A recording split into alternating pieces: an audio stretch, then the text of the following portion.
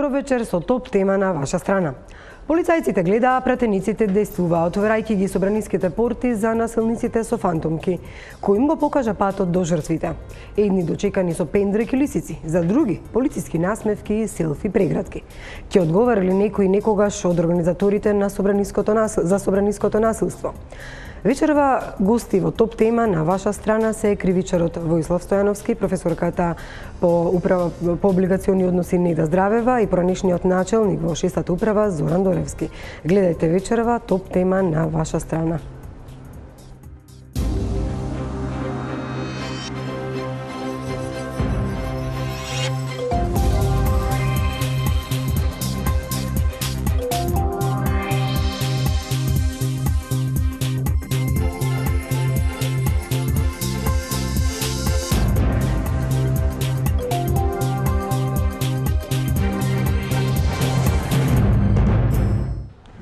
Добро вечер за моите гости, професорите Здравева, Стојановски и господинот Доревски. Се уште ги гледаме и анализираме снимките од настаните во собранието во четвртокот. Обвинителството не ги привело или пак не побарало да бидат во пред судија за истражна постапка сите оние кои го вршеа насилството во собранието во четвртокот. Меѓутоа, еве, за почеток на оваа топ тема имаме сведоштво од Фета Алими, кој е полицаец од 6-та управа кој во четвртокот бил во собранието како еден од вработените во обезбедувањето таму од 2008 година. Сакаа да го претепаат до смрт, вели тој, за насилниците во фантомки кои го удирале немилосрдно село. Да го видиме во сведоштво. 8 години е полицаец во собраниското обезбедување, а како што самиот вели, хоророт од крвавиот четврток не сака никогаш да се повтори. Полицаецот Фета Алими од Липковско Ризаре за топ тема на ваша страна раскажа драматичната приказна за тоа како му го спасил животот на пратеникот Зијадин Села, еден од најповредените во собранието. И одедном слушнавме врева од надвор. Ние се повлековме по скалите. И кога влегоа тие, ние веќе гледавме да ги спасиме нашите животи, пошто веќе не знаевме што се случува. Немаше, по моје мислење, веќе немаше команда. Дојде колешка и ми вика: Фета, јас така го слушнав. Вика: Фета, дојди, господинот Села е починат. И трчав доле во клуб на пратеници и го видел искрварен. Така мислел дека е умре. И јас така мислев. И видел дека уште дише. И така го земав. Сега знам дека беше несвесен. И го носев до третиот спрат горе.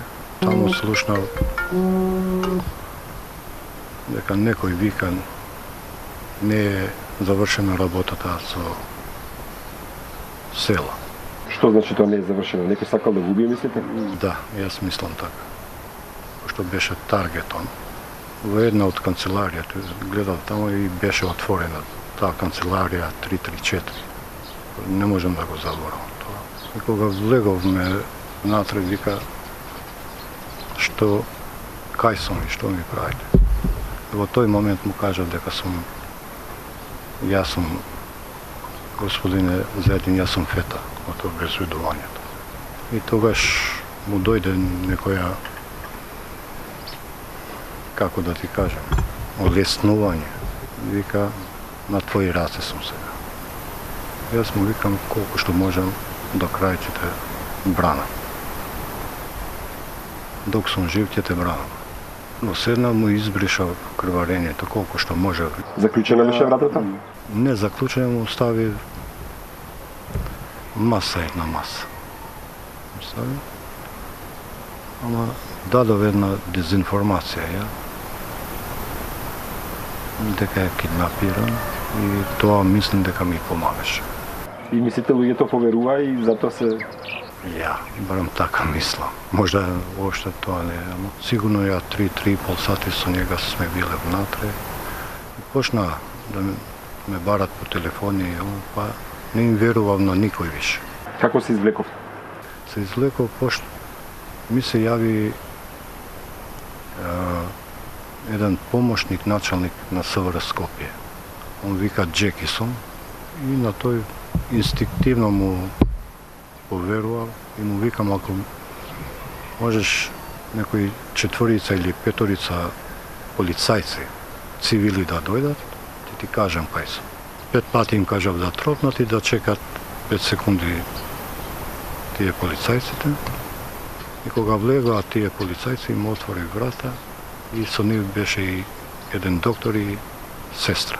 Кога дојдат тие, кога отидовме доле, видов дека внатре нема опасност, само надвор. Пред 2 дена бев во Тетово и се видов. Што ви рече? Вика, ти си мој херој, па не знам ја.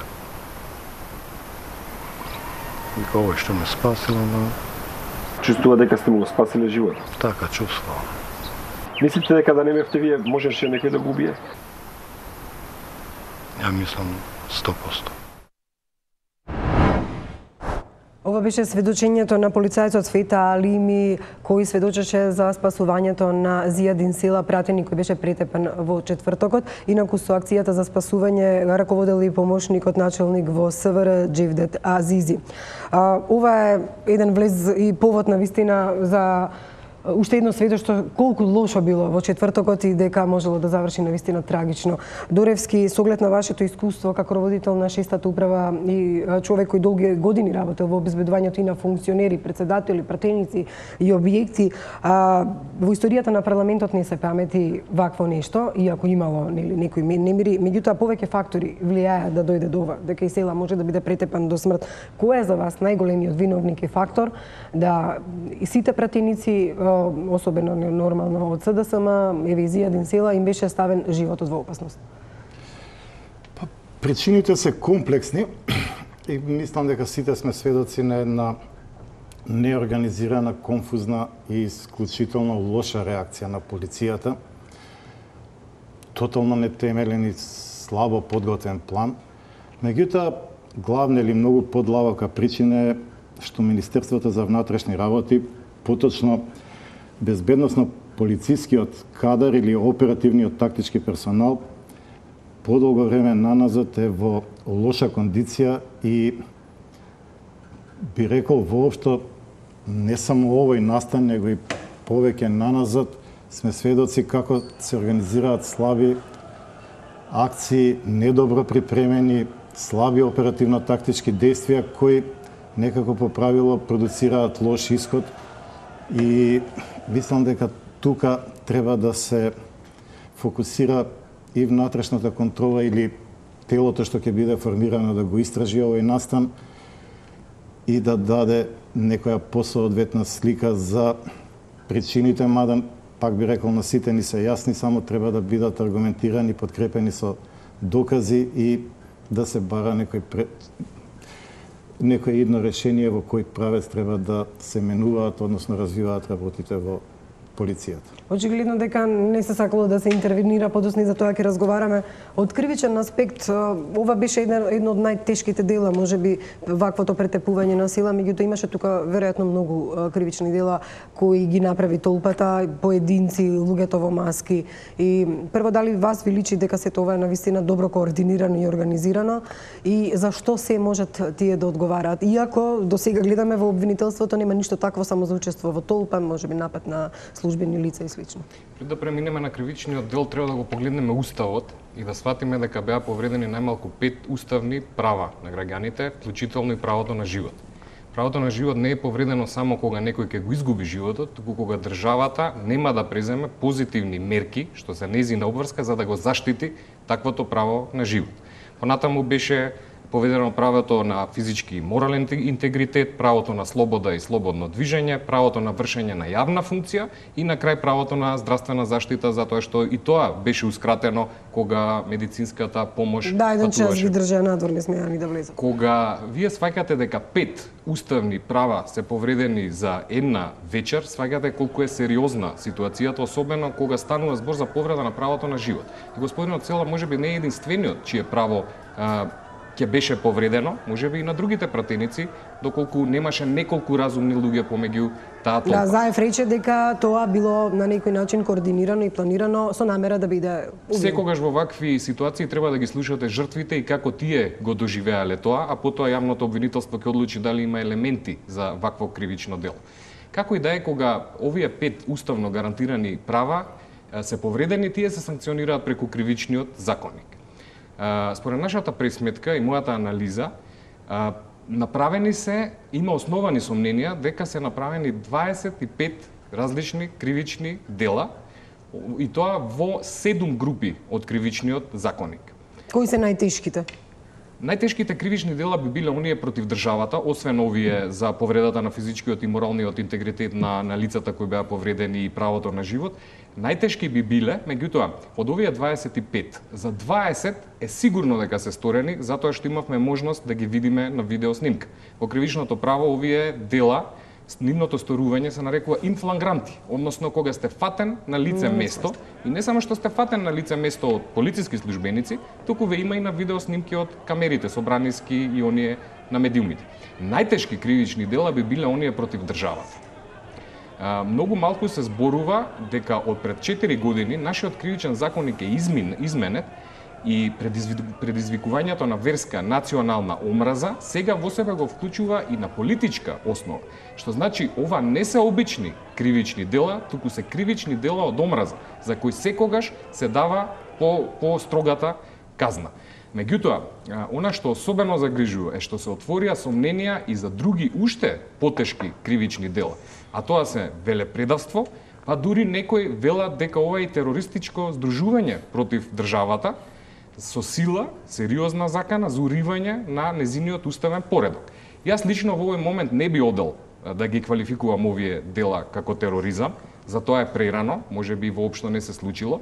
Меѓутоа, кога вие ќе слушнете дека во собранието постои импровизирана направа, бомба, тогаш нема начин друг како да окарактеризирате едно кривично дело, освен како тероризам, или во најмала рака велепредавство. Велепредавството во суштина значи уривање на уставниот поредок и неговите институции. Очигледно дека навистина имаше многу кривични дела, што велите фатени се на дело. Меѓутоа, професор Здравева, ме интересира ако ова е оштетување на животот на претениците, меѓутоа и државата. Дали пак и државата има одговорност кон жртвите, затоа што прво претениците биле на работно место. Второ, тие веруваат дека се заштитени. Ние како народ веруваме дека полицијата не штити сите нас. Меѓутоа ништо тоа не се случи.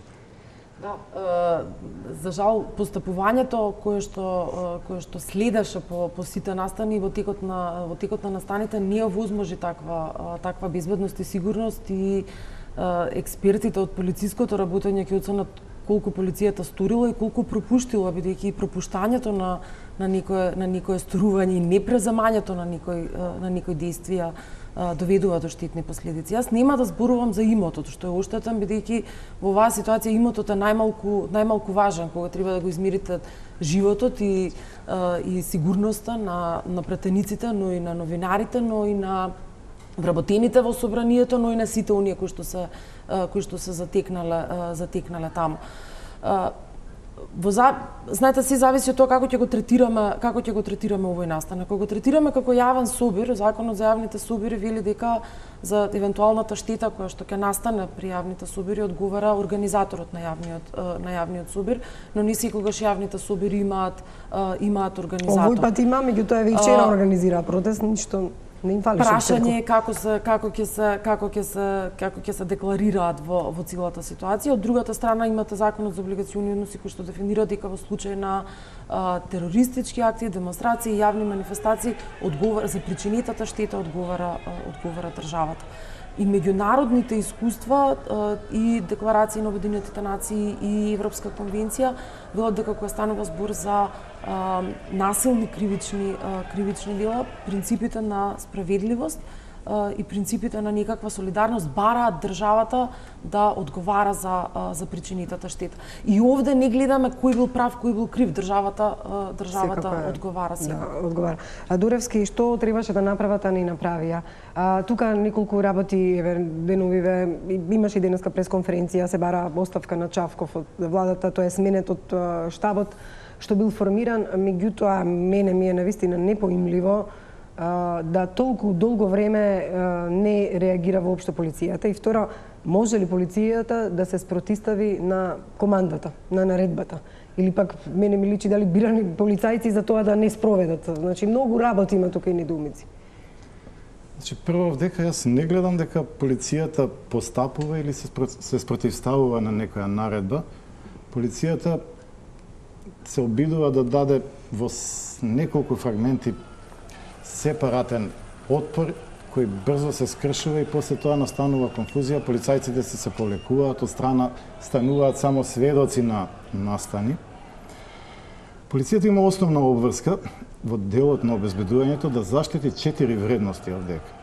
Животот на пратениците и сите присутни во собранието, имотот и објектот, делов на административниот процес или собраниската седница, она што се одвивало во моментот, и четврто, кој произлегува од сите три заедно, угледот или авторитетот и имиджот на институцијата. Они овдека ништо не направи од сето тоа, што е погубно, мислам, дека за полицискиот апарат.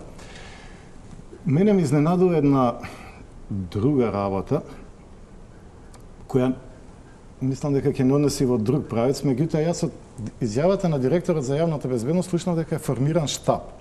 Во минатото штабот по правило се формира кога има мерки на обезбедување од прв степен.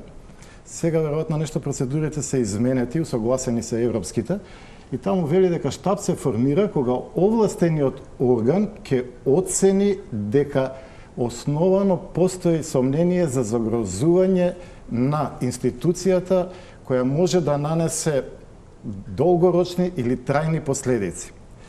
И сега, ако органот оценил дека постои вакво основано сомнение, формирал штаб, штабот има должност да подготви план кој треба да даде одговор на сите безбедносни импликации кои се случуваат околу собранието, а од друга страна читаме дека собранието е оставено надворешното обезбедување на 50 на полицајци, кои не може ни кордон да формираат, а внатрешното обезбедување на собранието е оставено на 4-5 полицајци за време на одржување на седница во попладневни часови, што не е доволна бројка ни да ги отвори 7-8 излези, односно влезови во собранието.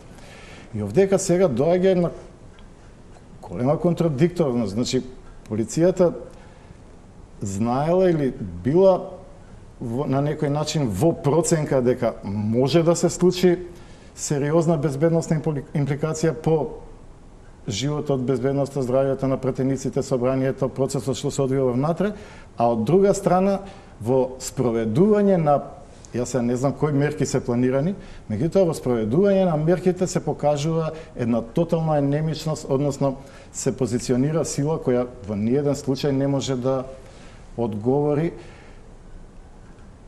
иако би рекол дека масата и не е толку голема за да направи повторно некоја сериозна загрозување и цело време се во нека контрадикторност.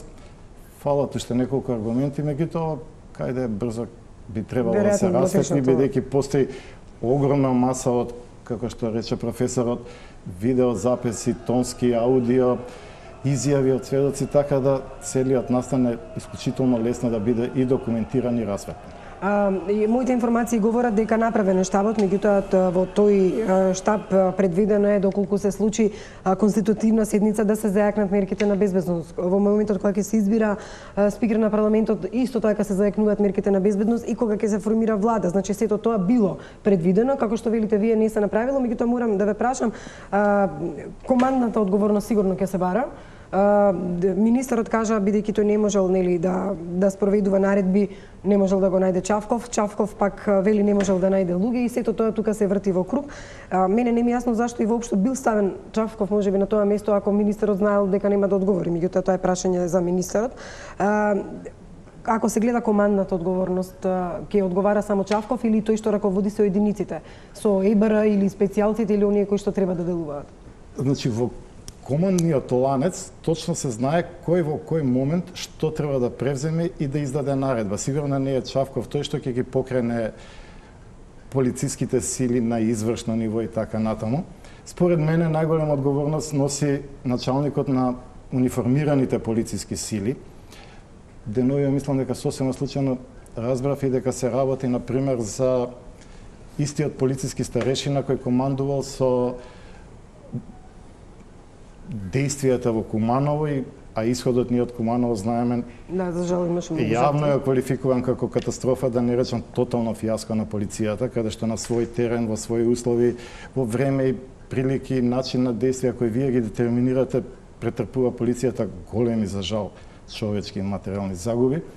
И ако сега навистина истиот полициски началник, мене не ми е јасно што воопште директорот на јавната безбедност калкулира или што треба да се случи во државата за тој полициски началник да поднесе одговорност или да биде разречен. Да, ако се работи за истиот, тој беше и во бомбите со министерката Јанкуловска, се слушаше за тоа како всушност работел или не работел.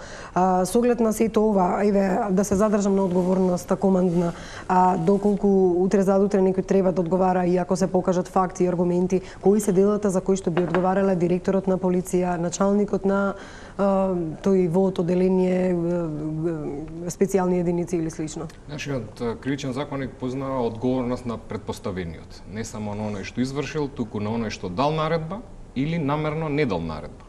Ние во овој момент не знаеме дали била наредба дадена да биде пасивна полицијата или воопшто немала наредба и полицијата била оставена сама на себе. Како и да е, тоа не е изговор за полициските службеници кои беа на местото на настанот. Тие ги знаат своите законски овластувања, знаат дека треба да го штитат најважниот дом во државата, а тоа е законодавниот дом кој е каде се представниците на народот. Командната одговорност е предвидена за потешки кривични дела, односно давањето на наредба полицајците мора да го извршат, освен доколку се свесни дека станува збор за незаконска наредба која би предизвикала потешки кривични дела. Токму тука треба да се утврди прво кои биле предпоставени, да се види според операциониот план за оваа втора предвидена ситуација кога ќе се бира на собрание што требало да се направи, а не било направено, и секако дека оваа одговорност треба да оди нагоре, па дури и се до министерот. Меѓутоа, во случај кога бил формиран штаб, кризен штаб, и кога директорот за Бирото за јавна безбедност бил назначен од страна на министерот, значи му била предадена надлежност, тогаш мислам дека во овој случај дотаму би требала да оди одговорноста на предпоставените. И тоа на сите предпоставени, затоа што на местото кај собранието имаше неколку групи на полицајци, односно неколку оддели од полицијата. Како што кажав, имаме 25 основни сомневања за 25 кривични дела, 20 од нив ги видовме на видео дека се навистина сторени и имаме 4 категории на сторители. Први се напаѓачите, втори се организаторите, под организаторите може да се сватат и организаторите на самиот протест, или организатори во самите тие групи на напаѓачи. Да, имаше луѓе кои што раководеа со групата, им кажуваа што да прават, очигледно имаше и такви. Точно, тие се примарната цел на полицијата во моментов. Затоа што се почнува од озгора, се почнува од оној кој го организирал овој протест. И тука не треба да се изостават организаторите на протестите за заедничка Македонија, затоа што веќе имаме докази како тие во минатото повикуваат на готовност, кажуваат дека доколку биде избран председател во собрание, тие со 200.000 луѓе ќе влезат натре, и од тука јавното обвинителство треба да се позанимава дали овие повици можат да бидат сватени и како организирање на сето она што се случи во собранието. Тие се двете групи, третата група е полициските службеници и четвртата е нивните претпоставени. Во врска со полициските службеници, тие имаат можност да пристапат сега кон јавното обвинителство. Го видовме овој полициски службеник, кој и за мене е херој, меѓутоа тој само си ја вршел својата законска должност. Да, дури се плашел од останатите полицајци да не сторат кривично дело, практично, и затоа се затворил во собата, како што вели. Полицајците по дефиниција треба да бидат херои кои си ја вршат со самото вршење на својата работа, тие се херои. Меѓутоа, она што го видовме вечерта, навистина не само што не изгледаше херојски, туку изгледаше и кукавички, односно вие да оставите, да ги стргнете сите надлежности и овластувања што ви ги дала државата како единствен апарат да применува сила, вие оставате на друг парамилитантен апарат во качулки да ја применува таа сила што не е допустливо. Меѓутоа, сите овие полициски службеници треба да истапат пред јавното обвинителство и да кажат што точно знаат за овој настан. Во кривичното право постои институт што се нарекува делотворно каење и соработка со јавното обвинителство, со што тие би можеле да се ослободат од сопствената кривична одговорност или евентуално да станат сведоци или заштитени сведоци во идните кривични постапки. Здравева, претходно ме прашав дека и државата одговара во вакви случаи, меѓутоа очигледно е според ова што го кажува Војслав, полицијата треба да ја штити државата, треба да ги штити пратениците, треба да ги штити луѓето и од тука и нивната одговорност во случајов. Знаете што имаме ситуација кога како што кажа колегите се загрузани основните слободи и права на човекот. Пошироко гледано не беше загрузено само собранието, а не сакаме да одиме чекор подалеку и да размислуваме што можеше да се случи ако се случиш. Две работи се многу важни. Законот за јавните собири подразбира или бара од организаторите на јавните собири да направат обезбедување. Значи да ги обезбедуваат јавните собири, да не дозволат јавниот собир да прерасне од мирен во немирен, бидејќи не се гарантира правото на дивење по улици, се гарантира правото на собирање и изразување на своето мислење и можеби законот преголем товар става на организатори на јавни собири, зашто вие не знаете кој ќе дојде, дали ќе учествува или агенти провокатори сме виделе на повеќе од еден собира минативе години не недостасува за жал собири во Македонија. Но останува обврската на органите на редот и мирот да го прават тоа за што постојат, да го чуваат редот и мирот. Во оваа ситуација навистина се поставува прашањето колку постапија и колку се однесуваа на ниво на задачата. Изминатите 2 години, и 2016 и 2015 во овој период од годината имаше големи собири. Бевме сведоци на тоа дека полицијата и текако може многу брзо да се распореди и да ги обезбеди и државните објекти, но и приватните објекти кои што тоа ќе го дискутираме и малце подоцна. Така што само да се надоврзам на она што го кажувате, да, државата треба да одговара заради тоа што еден од нејзините органи не постапувал така како што требало да постапи, има право, но и обврска штетата која што ќе исплати во конкретниот случај да го побарува од организаторите, но не само од организаторите, туку и од поттикнувачите, и од подбуцнувачите, и од помагачите, и оние кои што спречиле или другите организатори кои биле во откривање, значи од целокупниот сет на актери во оваа за жал трагична игра. Дуревски, пред да продолжиме во однос на тоа како успеа толку брзо да стигнат во пресалата луѓе кои што еве искрено јас еднаш имам или 2 пати поминато ни стои дел од главниот влез да одам во прес-салата, а во меѓувреме таму ставена безбедносна врата. Да го видиме прилогот на колегата Огнен Чанчаревиќ кој направи и се потрудија со монтажерот Јован да направат една анимација или слика благодарение на видеоата кои ги има на сајтот на Собранието на Република Македонија во однос на тамошните простории. Како всушност толку брзо маскираните стигна во прес-центарот каде што беа пратениците села и останатите пратеници од СДСМ?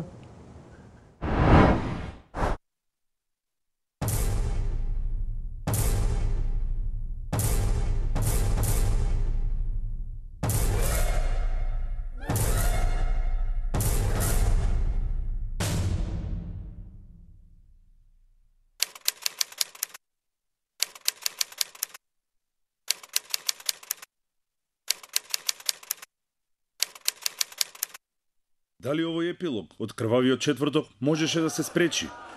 Упадна ли народот насилно во собранието или едноставно беше пуштен да влезе? Одговорот на овие дилеми од четврток од вечерта стигна ден потоа од најповиканата инстанца, министерот за внатрешни работи Агим Нухију. Сакам да ве известам дека и дел од структурите на Министерството за внатрешни работи не си ја завршија работата. Влегувањето во собранието се случи половина час откако новото парламентарно мнозинство го избра Талат Џафери за нов председател, а тој во пресцентарот, така наречената сала 3 во собранието, ја даваше првата изјава. Од вчера, четвртиот ден од крвавите настани, истрагата ја расчисти клучната дилема. Демонстрантите биле пуштени да влезат. Собраниските врати им ги отвориле тројца пратеници од ВМРО, ДПМНЕ. На овие снимки се гледа како мажи, маскирани со фантомки, се шетаат низ собранието, се поздравуваат со припадниците на ЕБР и даваат инструкции на толпата, каде и како да се движи. Снимките ги покренуваат дилемите. Кој и како ја предводел толпата која ги претепа пратениците во сала 3.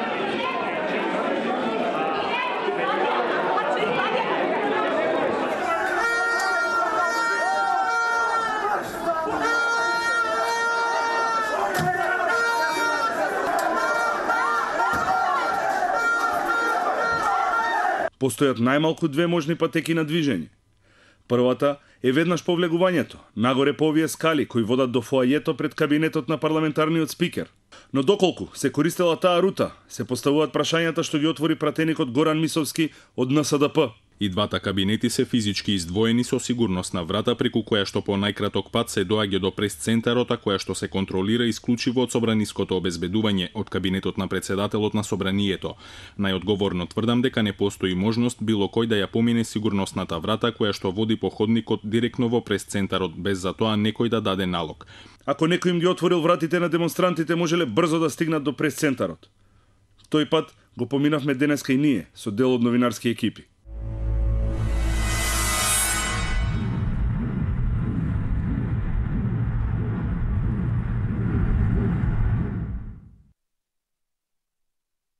Второто можно сценарио е веднаш по влегувањето во главниот хол, демонстрантите да се упатиле лево, преку фоајето крај дебатната сала, а оттаму преку овие кружни скали.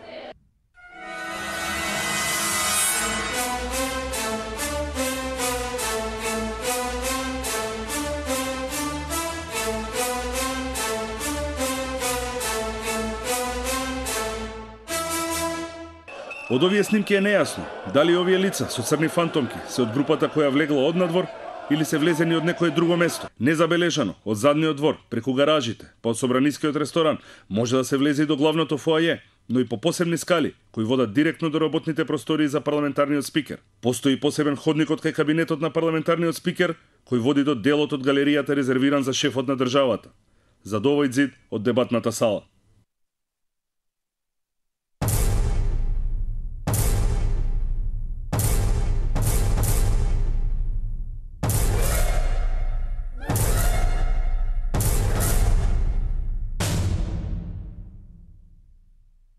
На едно место две различни слики.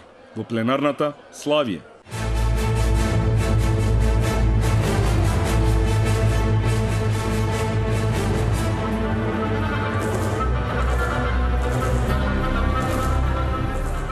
Во сала 3 крвави лица.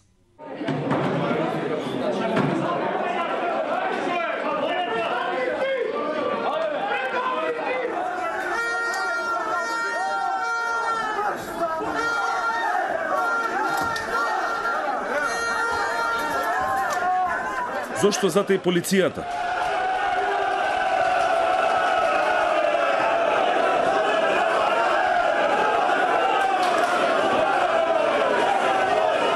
Кој го командуваше нападот? Кои се планерите и инспираторите? Кои се оперативците кои го реализираа сето ова? Од досега познатите детали во насилниот упад биле вклучени полициски службеници, припадници на АРМ и лица од подземјето. Дел од нив веќе се приведени и се наоѓаат во притвор.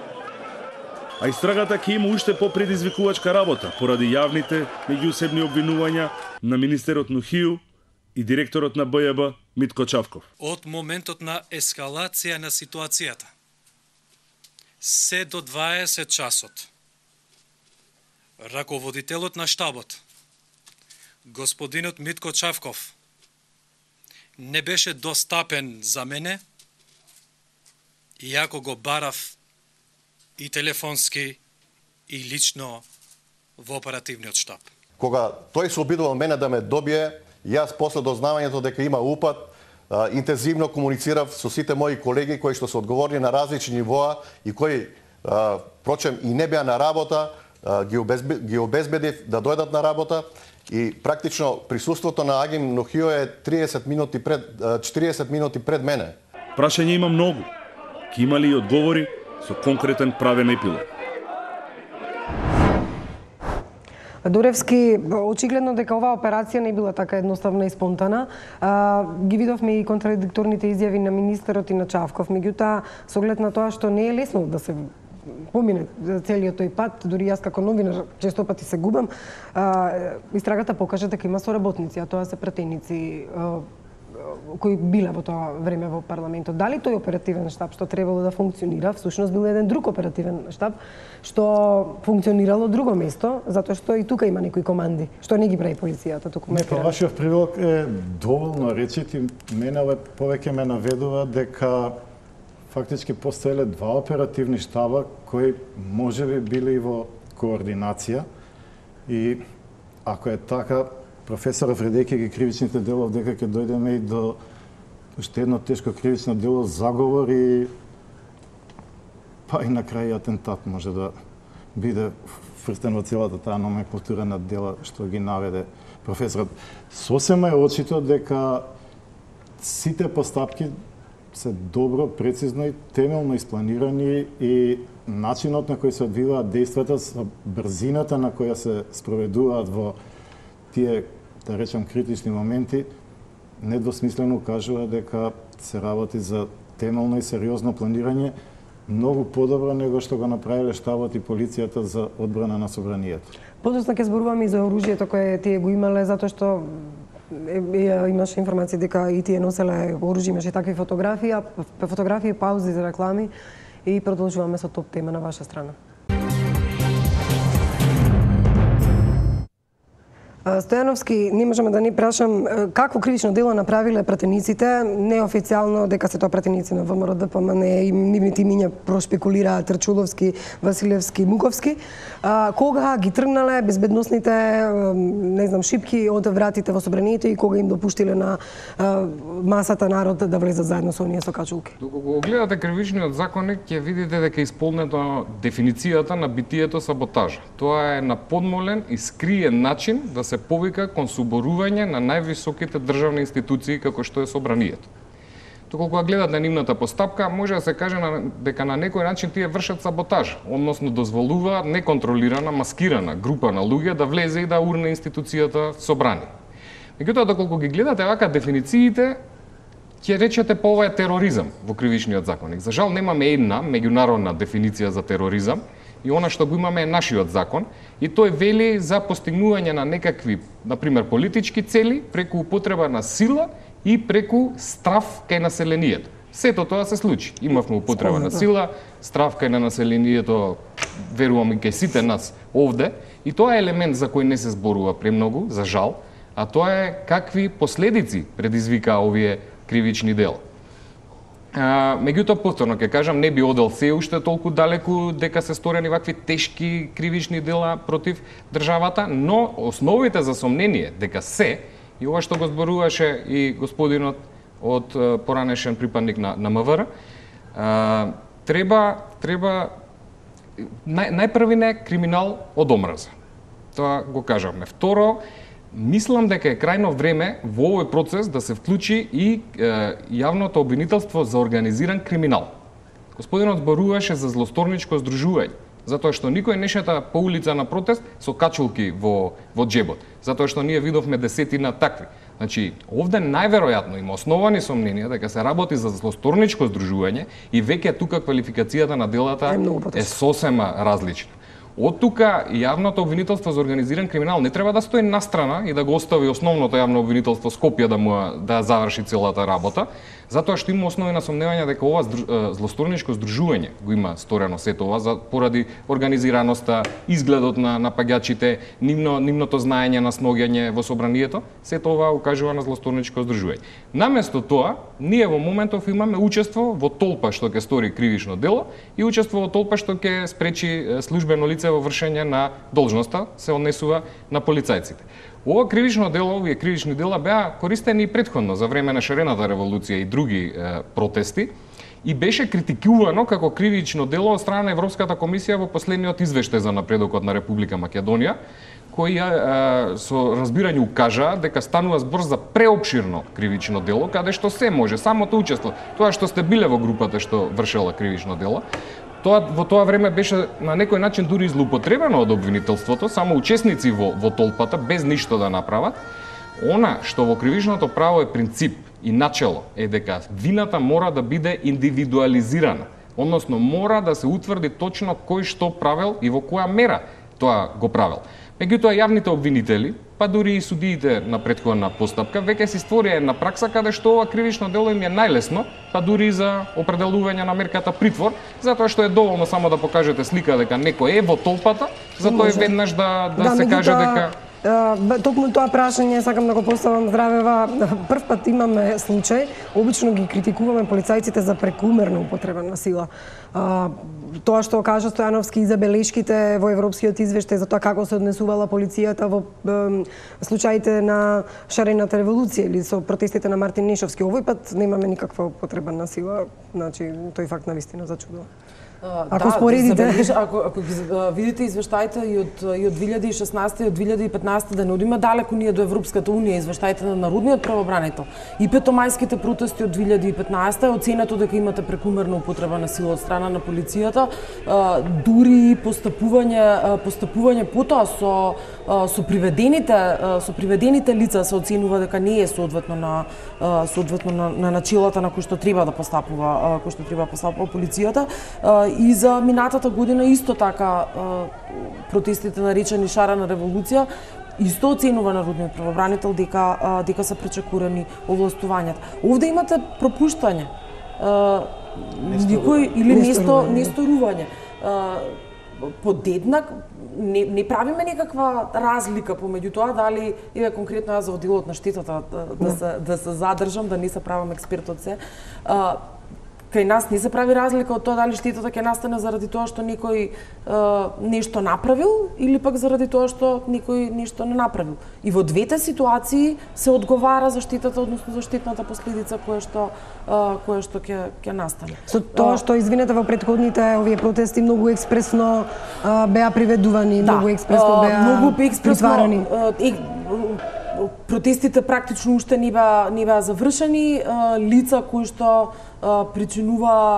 го нарушува и јавниот ред и мир и кои што учествува, им се ставаше на товар дека учествуваат во толпа која што ќе стори кривично дело, но и оние кои што причинуваат штета беа експресно приведувани, изрекувани мерки притвор и домашен притвор. Да, се уште траат судењата. Како мерка притвор, некои од судењата се уште траат.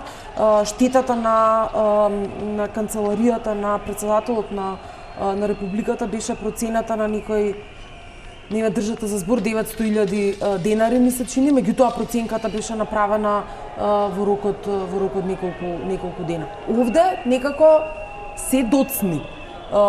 Експресноста која што претходно ја гледавме, овде недостасува. Дуревски, пред да го пуштиме прилогот на Миомир Серафиновиќ, кој зборува токму за тоа различни аршини на полицијата кои се спроведени во различни мирни или немирни протести, морам да забележам дека на фотографии на Facebook проциркулира дека луѓето со маски носат и оружје. Вие имавте една, не знам тоа колку е вистина, можеби ќе се утврди од безбедносните камери во парламентот, меѓутоа да се навратам во 2001, каде што вие бевте начелник на управата и се соочивте на вистина со еден тежок ден практично кога популарно наречено луѓето од Арачиново дојдоа пред парламентот, а тоа не беа само луѓе од Арачиново, тука имаше и лавови, тука имаше, мислам, на единицата лавови, припадници. И каде што, не знам, кои се обидоа да влезат во парламентот, внатре беше председателот Борис Трајковски, неговиот живот, потенцијално бил загрозен со тоа.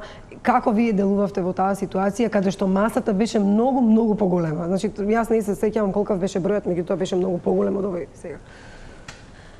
Да, Собранието на Република Македонија во 7-8 наврати се соочува со потенцијално многу покритична ситуација него оваа што имавме во минатиот четврток. Значи, сите сме сведоци на огромна маса на луѓе, конфликт, сукоби, притискања, борба помеѓу демонстранти и кордон и обид да се стигне до собраниските врати. Во 2001 година мислам дека имавме далеку најкритичната ситуација кога после одредени действија и наредбата на председател Борис Трајковски за прекинување на действијата, незадоволните полицајци, припадници на безбедносни сили, резервен состав и така натаму, под оружје во некоја бројка од 1000 луѓе тргна пешки и демонстративно кон собранието и како се движеше поворката кон собранието, постојано бројот на масата растеше и стигна до некоја повеќе од 3 или 4000 припадници на безбедносните сили и граѓани. Најголемиот дел вооружени со потешко формациско оружје. Јас тогаш бев во штабот и од Дирекцијата за безбедност и контраразузнавање добивме информација дека по секоја цена ќе биде направен обид и да се влезе во собранието. Од друга страна, со началникот на полицијата на град Скопје се соочувавме со еден многу сериозен проблем, бидејќи кризата и конфликтот се уште траева, полицијата беше распоредена по кризните подрачја, немаше доволен број на полицајци да се направи кордон. И во одреден момент му предложив на штабот и беше прифатено пред влезовите на собранието, главниот и северниот и службениот влез, да се постават противпожарни возила наполнети со вода, кои ќе има единствена функција притисокот на масата кон влезовите на собранието да го амортизираат и силата ударниот бран да го разводнат. Така беше направено и точно така се случи. Масата направи неколку обиди, меѓутоа веќе се беше поедноставно за контрола амортизирана и после неколку часови масата и се откажа од влез во собранието. И овој пример само го наведувам дека и во екстремно критични услови постои можност, доколку постои волја, капацитет, желба, организација и интенција да се заштити собранието, дека не е проблем тоа да се постигне, што очито на 27 април недостасувало. Само една паралела да направам, Борис Трајковски во тоа време беше спасен и не беше неговиот живот доведен до опасно за разлика од сегашната ситуација. Да, полицијата комплетно имаше тоа ситуацијата под контрола, беше не само на Борис Трајковски, целокупниот државен врв беше во собранието и беше благовремено евакуиран и изнесен од собранието и упатен према касарната Јосип Брос, односно Маршал Тито, тоа е сегашна процедура. Миомир Серафиновиќ подсетува на употребата на сила од страна на полицијата во претходните протести, па да ја подсети на овој во Арачиново, да го видиме неговиот извештај.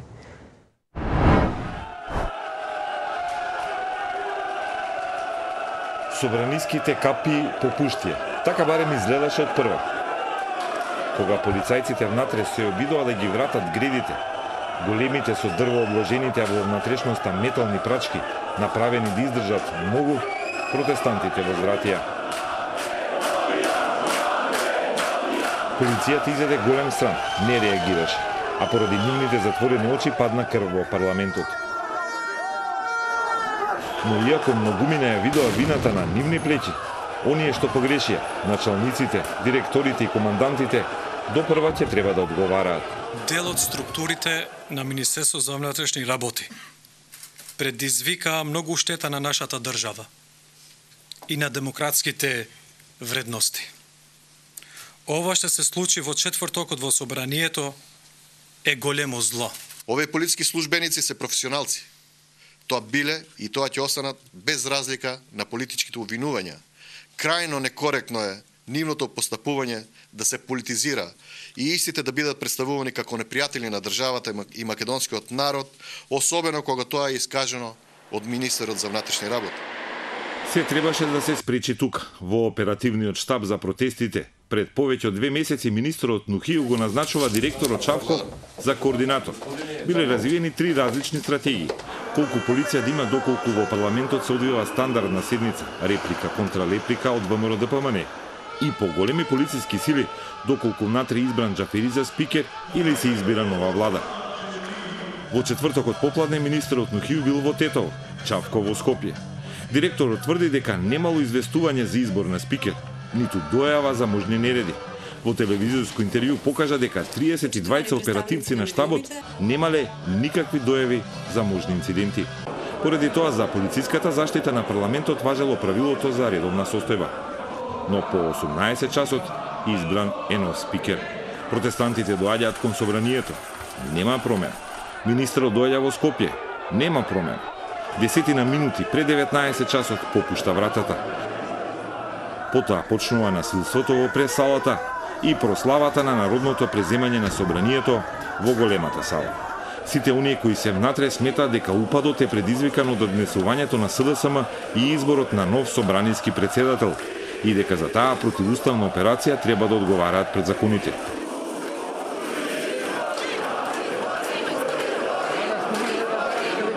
И претходно имаше најави дека има луѓе и организирани воздруженија и учесници на протестот кои најавуваа упад доколку талат помине.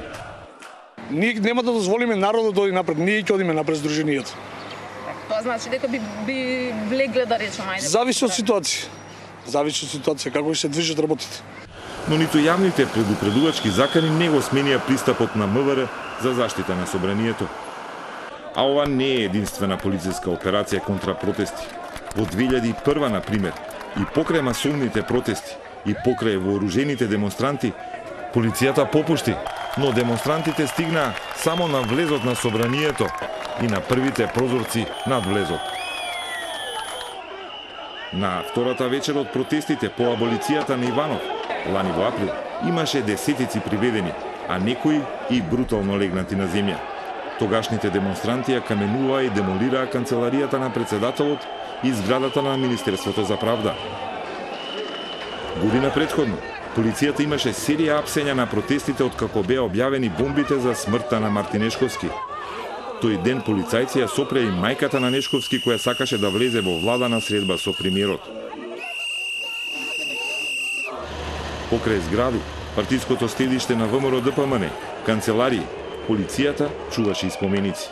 Кога шарените сакаа да го урнат споменикот на Прометеј, полициски кордон го заштити скапото вајарско дело. А во четвртокот, собранието и луѓето внатре останаа без заштита.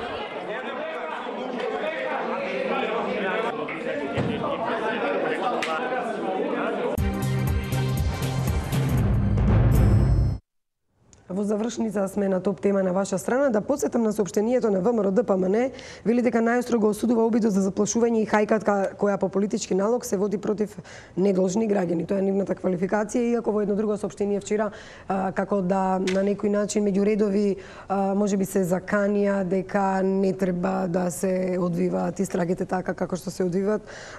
Воислав, до сега изборувавме за многу кривични дела, меѓутоа основното јавно обвинителство 3 дена молчи. Ние како новинари не можеме да зборуваме многу со нив, праќаат соопштенија, меѓутоа гледаме, изборувавме дека тоа се квалификации на кривични дела, учествува во толпа, безмалку, како никој да не е одговорен и како никој да не го претепал села, како никој да не влегол во собранието. Во Македонија навистина има спора правда, меѓутоа овој пат не е ни оквалификувано кривичното дело. Добро, сепак има, мислам, 2 или 3 соопштенија и во вакви случаи нивниот закон им наложува да информираат редовно јавноста, што значи доколку вие сметате дека треба почесто и треба почесто да се информира затоа што е сериозен инцидент кој не е виден во Европа. Она што е следно за јавното обвинителство, тие веќе добија на некој начин предупредување од страна на претходната владеачка партија да внимаваат кого апсат, какви истраги водат. Меѓу редови на ова соопштение можете да прочитате дека тие како да сакаат да им го споменат на јавните обвинители советот на јавни обвинители, во чиј состав се наоѓаат луѓе кои се избрани од претходната владеачка партија. Јавните обвинители сега треба да пресечат дали ќе водат итна, ефикасна и темелна истрага, како што им налага домашното и меѓународното право, дали во најбрз можен рок ќе индивидуализираат вината, односно сомненијата за вина кај оние што се во притвор, кај оние што биле приведени и против кои се изречени други мерки, Логично да очекуваме е дека набрзо треба да биде извршена реквалификација на овие кривични дела, учество во толпа или што ќе спречи и полициски службеник, кога ние гледаме дека има обид за убиство, има насилство од државни размери, каде што народот е преплашен, седи во своите домови, не знае што ќе се случува со иднината на државата, така да очекувам тоа да го направат. Реквалификација, индивидуализирање на вината, секој што направил да одговара за тоа. Од друга страна, јавното обвинителство никогаш не ни дало нам надеж дека можеби конечно ќе почне да постапува непристрасно и независно. Од тука во нивните надлежности може да се случи повторно селективна правда во Македонија. Во новиот закон за кривична постапка имаме два нови институти. Првиот е спогодба, што значи доколку јавните обвинители сакаат, сега може да се спогодат со овие луѓе, нема надзорен механизам за спогодбата и сите овие насилници едноставно да им биде дадена условна осуда. Тие тоа многу добро го знаат. Не треба да слушнат од некого. Затоа велам тие ќе треба да изберат дали за еден ваков инцидент, незапамтен во нашата историја, ќе пристапат кон користење на институти кои вообичаено се користат за полесни кривични дела, за луѓе што не сториле претходно кривични дела. Вториот институт се нарекува казнен налог. Односно, јавните обвинители можат да судија поединец, сега судија поединец би им судел со вакви квалификации, да предложат да се даде условна осуда, без воопшто да се дојде до судење. Меѓутоа, ако се дојде до судење, прашањето што ќе се пресуди со оглед на досегашните примери, јас кога кажа во ова студио господин Заев дека неговата идеја заради пристапување кон Европската унија можеби да се распушти судството, повторно да се реизберат суди, тој процес мене не ми изгледа дека брзо ќе се направи или дека може да се направи тоа преоценување за да има правичност. Без двотретинско мнозинство во собранието тоа е невозможно, меѓутоа на некој начин предупредување од страна на претходната политичка партија на власт беше испратено и до судиите да внимаваат на кого определуваат притвор, да не паѓаат под притисоците. Исто така меѓу редови јас го читам судскиот совет. Дека таму се нивните луѓе, судиите одговараат пред судскиот совет, внимавајте што правите кога апсите и предлагате и определувате притвор. Има ли надеж дека може нешто навистина се направи за да се задоволи повторно, по не знам кој пат, правосудството ни е на тест. Односно, ова од политика ќе се префрли во правосудство. И сега судската власт, меѓутоа и целиот правосуден систем, вклучувајќи ја полицијата, за која веќе гледаме промени. Знаете, порано културата на неказнивост, солидаризирање со полицајци кои прават очигледни кривични дела. Сега имате изјава од министер, две изјави во последните 5 дена, кои ние не сме ги слушнале.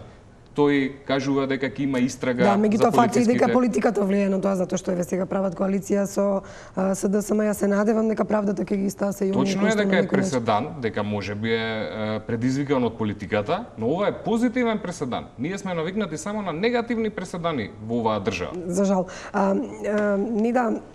Иако зборуваме дека во случајов за среќа беа спасени животи, меѓутоа сите тие жртви, ако има правда, може да бараат и обештетување од државата. Што значи тоа? Јас, за жал, па и не се сеќам дека толку брго некои жртви кај нас биле обештетени.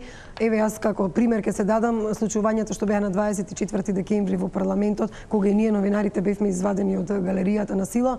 Меѓународниот суд досуди во наша корист. Меѓутоа, сите тука судови беа против задоволување на правдата, за жал.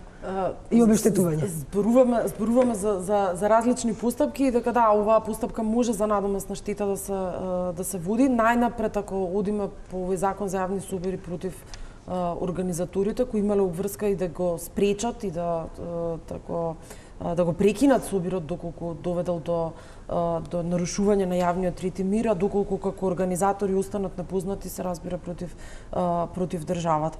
Право на надомесна штета имаат секако, имаат лицата кои што се индивидуално повредени, кои претрпеле така наречена нематеријална штета или им бил загрозен физичкиот, душевниот интегритет, но имаат и сите оние кои што претрпеле материјална штета, но во ваква ситуација тоа е небитно.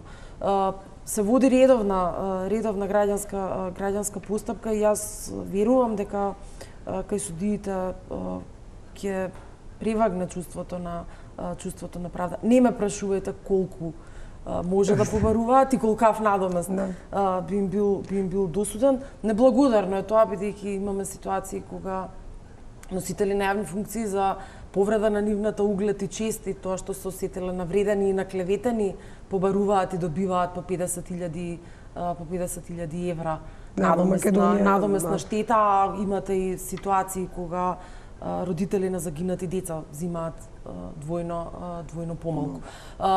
Но останува сепак оценка на судот. Јас верувам дека она што не чини во судството се само неколку изброени случаи, дека се уште интегритетот и чувството за правда ги држи силно. Доревски, има и припадници на полицијата и припадници на ЈНА меѓу луѓето кои влегле во парламентот. Оние кои се со маска, прашање дали ќе бидат идентификувани. Војслав спомна дека еве се случуваат некои промени во МВР и со самата промена на власт. Чавков ќе се замене од функција, дури до сега владата не сака да го даде, што би се рекло. Меѓутоа, колку верувате во тоа дека таа командна одговорност на вистина оние луѓе кои што неколку кривични дела спомнавме од полицијата на вистина ќе одговараат, затоа што кај нас не е популарно многу да се казнуваат директори на полиција или врвни функционери. Кај нас воопшто не се сеќаваме дека се казнати врвните функционери во полиција до сега. Јас мислам дека во овој момент и покрај тоа што министерот најави формирање на комисија истражна, дека не постои капацитет во министерството кој ќе може да истера оваа работа до крај.